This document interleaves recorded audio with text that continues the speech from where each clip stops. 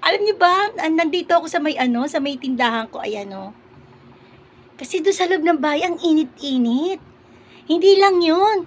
Alam niyo ba, nagbabahay-bahayan ako? Kasi meron akong nilagay na ano rito, yung kumot ko, oh. Ayan. Sa taas yan, oh.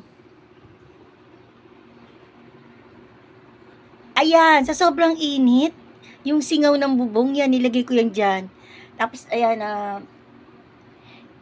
sa likod ako ng tindahan.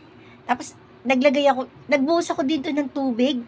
Tubig na may downy, na may sabon. Tapos, naglagay ako ng kumot at saka ng sapin. Ayan, oh.